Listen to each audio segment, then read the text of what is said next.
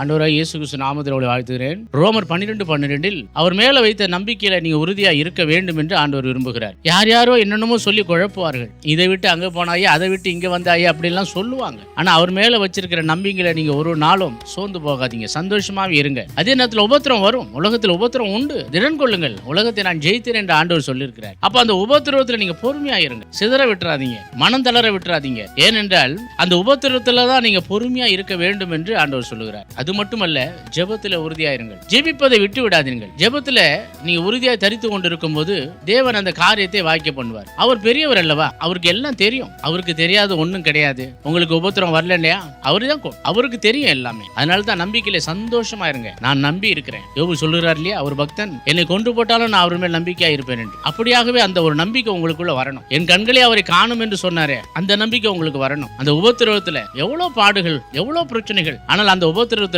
அவர் பொறுமையா இருந்தார் என்று பார்க்க. நண்பர்கள் அவரை ஏளனமாய் பேசும்போது கூட அவர் பொறுமையா இருந்தார் என்று பார்க்க. ஜெபத்திலே உறுதியா இருந்தார். ஆண்டவரே, உம்மிடத்தில் நன்மையை பெற்றுக்கொண்ட நான் தீமையும் பெற்றுக்கொள்ள வேண்டாமா என்று சொல்லி அவர் அங்க ஜெபித்ததை பார்க்கிறோம். அப்படியாகவே ஆண்டவர் இயேசு கிறிஸ்துவை ஏற்றுக்கொண்டு அவரோடு நாம் வாழும்போது, அவர் மேல் நம்பிக்கை வைத்து உபத்திரவத்திலே பொறுமையா இருந்து ஜெபத்திலே உறுதியா இருந்து அவரோடு நாம் இசைப்படுவோம். ஆண்டவர் உங்களை ஆசீர்வதிப்பார். ஆண்டவர் இயேசு கிறிஸ்து நாமத்தில் உங்களை வாழ்த்துகிறேன்.